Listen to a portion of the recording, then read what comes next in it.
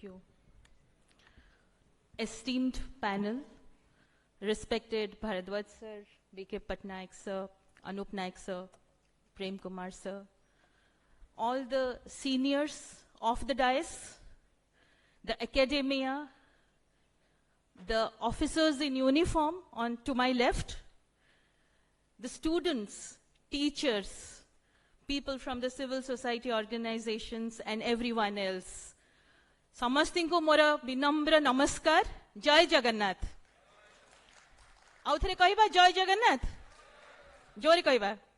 And when we speak, as speakers, we don't like to see empty chairs. But unfortunately, it is lunchtime, as B.K. Patnaik sir said, so I would like to keep my talk very short. And thanks, Neha. Sorry, I forgot to mention you in my beginning of my talk. So please be my timekeeper. And please tell me when I complete 10 minutes, 15 minutes, I will stop. So I am totally at a disadvantage today, being a repeat speaker. Last time also I was here, and to a repeat audience, much more intelligent and much more informed than me. And I am the last speaker of today's forenoon, where a lot has been spoken on wildlife, on human dimensions, on human-wildlife conflict. Thank you, sir, for taking me down the memory lane to Periyar, where I started my career, and which I feel is a professional pilgrimage for me. Because as a human being, I reinvented myself when I got posted to Periyar. Thank you, thanks a lot, sir, and now I fall short of words as to how to go about. But yes, Jagannath mo baan pate basi chanti, to Jagannath ko to start karibi. Jagannath amara ishta, amara rajyara devata. And if you ask me about human dimensions of conservation, I feel Jagannath is the ultimate science. Jagannath is the ultimate truth. And the best and the foremost lessons of conservation, I think if you ask me, I have learned from being a Odia and being born in this pious land of Odisha. Our Jagannath kora jodi culture ko ame samikha kariba, we find lot of human dimensions in the Jagannath culture. Kemiti tike dekhiba. Jagannath Darura Devata. He's made out of neem. And this particular aspect proves that Jagannath culture is not different from conservation.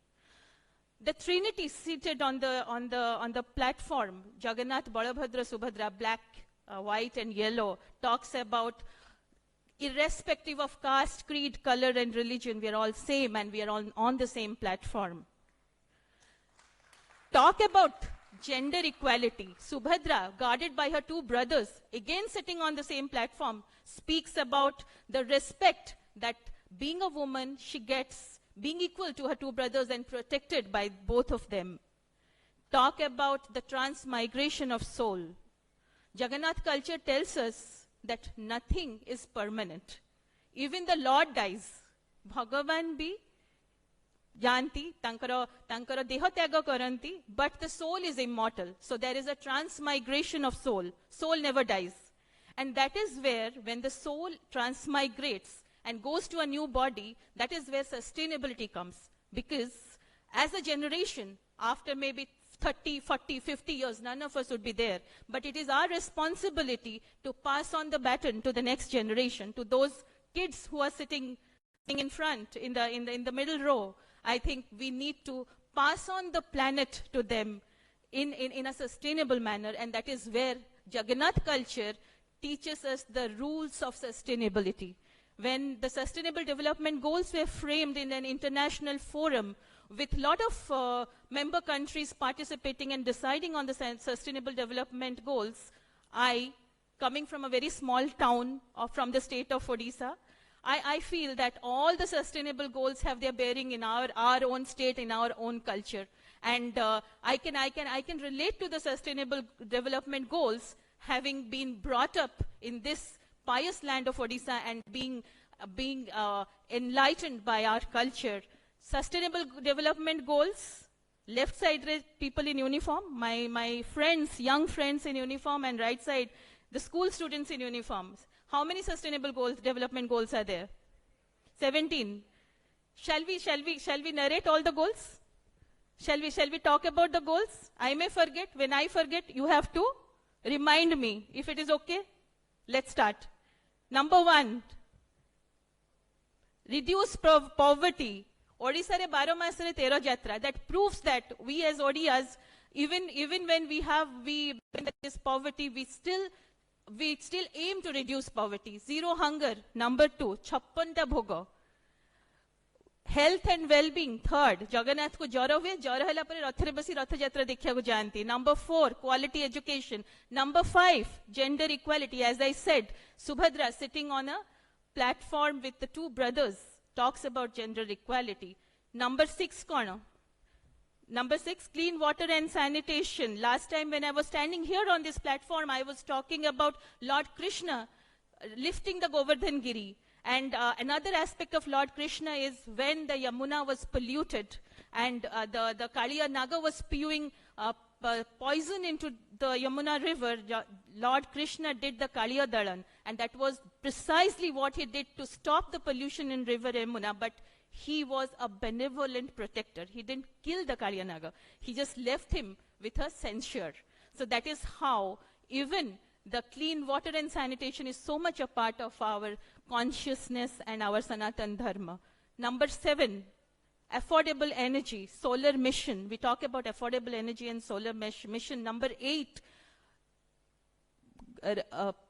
workplace, a decent workplace and economic growth. Number 9, industry, infrastructure and innovation. Number 10, equality, reduced inequalities. Number 11, sustainable cities and sustainable communities. Like, so, ame jetebele sustainable development kotha kohuchu, then sustainable cities and communities is very important. The human connect is very important.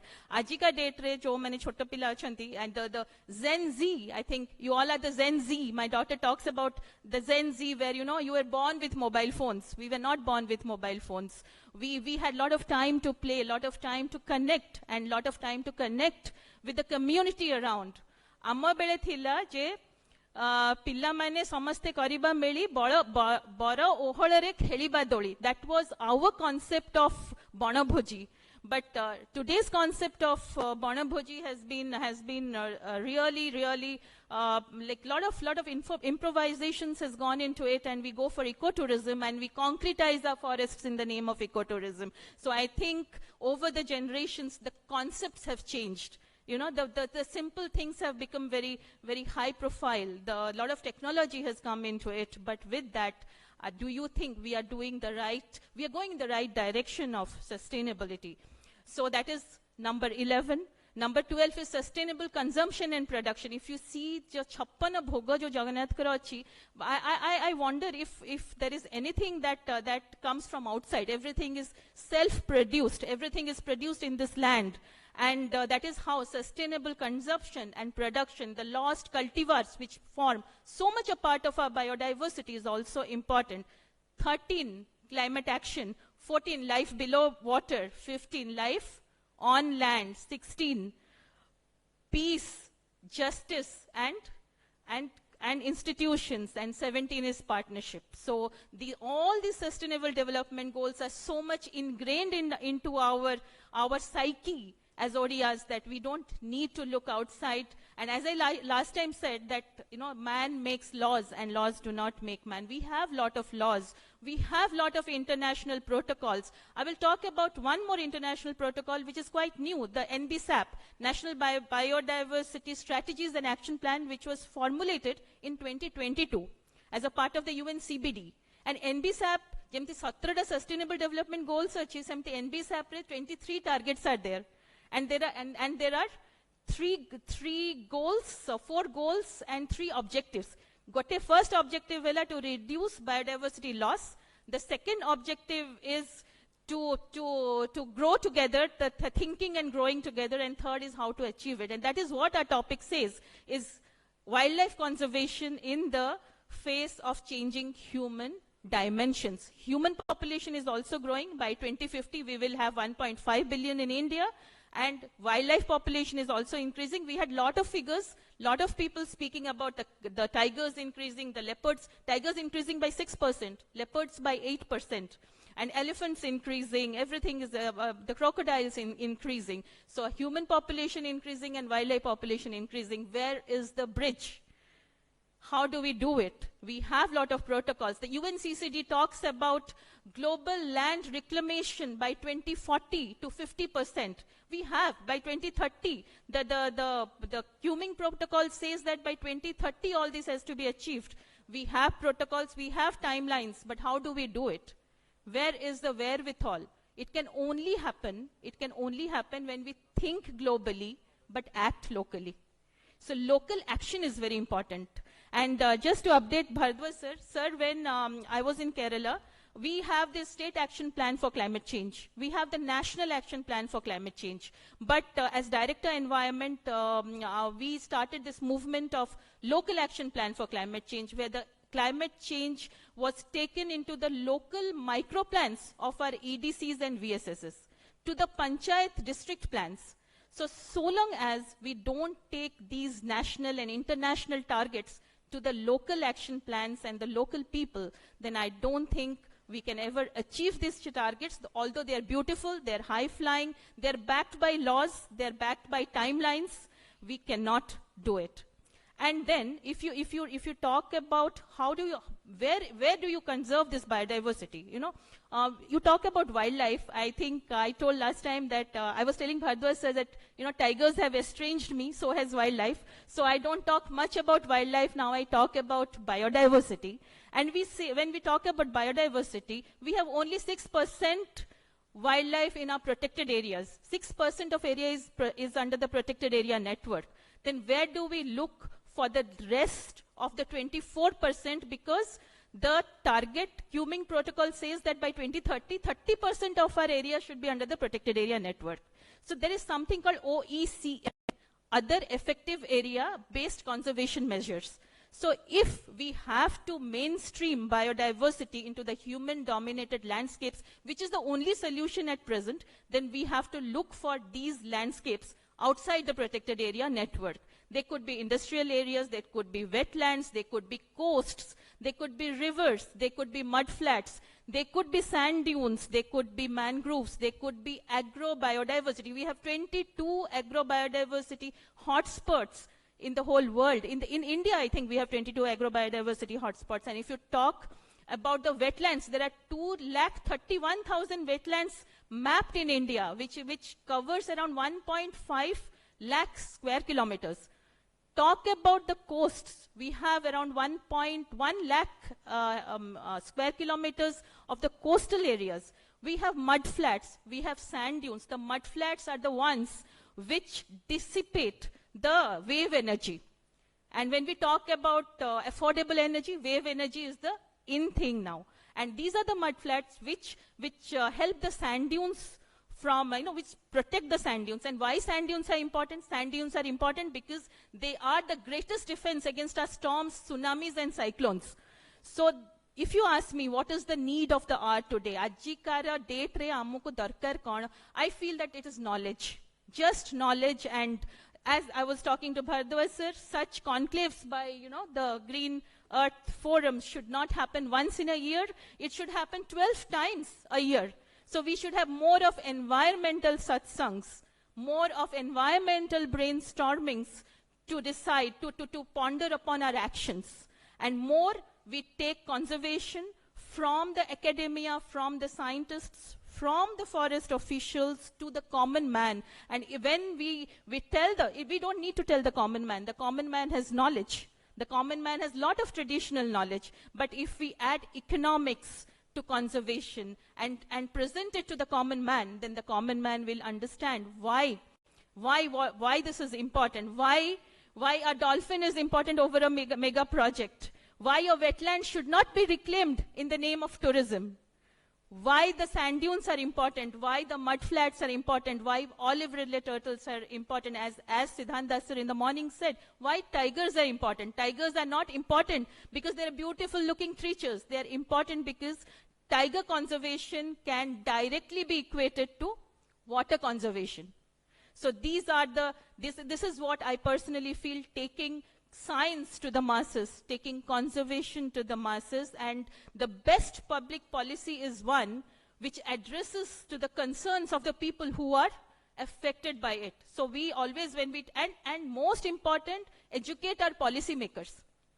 Because most of our policies in India, they're top-down. And when it is top-down, I think I was attending some meeting and it was told that why do we, please tell me the time, please tell me when I have to stop. Why do we need more forest in Odisha? Odisha has 37% of forest under forest cover. But, sure sir. But when we go back and we introspection is more important. We need to introspect a lot. Jagannath, ame mo pila dine gote mor jejema gote mate sabale gote kavita sikhouthila sata kahibaku kian daribi sata kahi male pache maribi. Right? I don't think you people would be knowing this. This is not the Gen Z type of poetry. This was taught to me by my grandfather. So the truth cannot be reversed. So when we talk about 37% of forest at this point, as per the reports in Odisha, what was the species composition 30 years back? How much of sal forest was there 30 years back? How much of sal forest is there now? How much of the mother trees have been lost? There is a book called Looking for the Mother Tree. So that is what we need to ask ourselves. And as people who have been bestowed by the Almighty with this important and beautiful job of conserving the forest, I think if we don't ask, then who's going to ask? Nobody is going to ask, because once something is lost, it is very difficult to, a bridge can be recreated, a house can be recreated, an elephant lost cannot be recreated, a human life lost cannot be recreated. So we need to conserve both human and also the wildlife dimensions. I was reading just before speaking, I was reading something on my mobile. It says 454 human deaths have happened in 2024 of elephant attack. And 1.19 million people lose their lives on roads out of road accidents. Still we ask for more roads. Still we ask for more highways. So what have the poor elephants done? And while talking about Dhenkanal, I think Siddhanda sir was talking about Dhenkanal. That Dhenkanal is a beautiful story where a group of 60 to 70 elephants have to cross a national highway, they have to cross a railway line, and they have to cross an irrigation channel to go to the other side. And the elephants wait for 4 o'clock when people in uniform, like my friends sitting here, stop the highway traffic, form a human chain in khaki, and only when the elephant sees the human chain in khaki, the elephant feels that they are safe, and they get a safe passage and they pass. And that's a beautiful, beautiful example of human-wildlife connect. And I'm so proud, I think Prem Kumar sir said, I'm so proud of being in the Forest Service, where, nobody praises us. Many times we get proposals where, proposals are placed on mud flats, proposals are placed on sand dunes, proposals are placed on wetlands and peatlands. And when we reject those proposals or we say no, then we are branded as anti-development, right? And every time that happens, I pat myself and I give a pat to me saying that, every day I fight my battle of discontentment and fear. And every day I stand undefeated. And it's true for all of you who are holding the batons of conservation. The civil society organizations, the academia, the people who are the think tanks behind conservation, the retired officials, even after retirement, who are contributing to conservation. And gender in conservation, women in conservation. I'll just like to reflect what Swami Vivekananda said. He said, with 500 men, the upheaval of India will take 50 long years. Give me 5 such women and I will prove it in 5 weeks. And that is the beauty of having more women in conservation. And that reminds me of a wonderful poetry, sir. I'll end with that. That is from the film Pink. And it's very dear to me. It says that, Tu khud ki khoj mein nikal. Tu khud ki khoj mein nikal. Tu kis liye talash hai. तू चल तेरी वजूद की समय को भी तलाश है, समय को भी तलाश है. जो तुझसे लिपटी बेड़ियां, we face discontentment every point of our career, every point of our life. So जो तुझसे लिपटी बेड़ियां, समझ ले उनको वस्त्र तू, ये बेड़ियों को पिघल के बना ले इनको शस्त्र तू. Make them whatever criticism you get, make them your weapons and turn every threat into opportunity.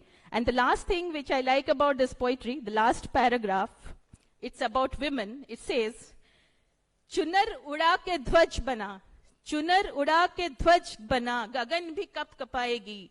अगर तेरी चुनर गिरी तो एक भूकंप आएगी, तो एक भूकंप आएगी. तो खुद की खोज में निकल, तो किस लिए हताश है? तू चल तेरी वजूद को समय की भी तलाश है, समय की भी तलाश है. So we have to march forward despite all discontentment, despite criticism, and only then the time will remember what we have contributed as a community to conservation. Thank you for inviting me here, and wonderful listening to everybody, and wonderful speaking here, sir. And thanks to Anup Naik, sir, for inviting me for the second time. It's very difficult when I come here as a second speaker. I have not much to say. Thank you, sir.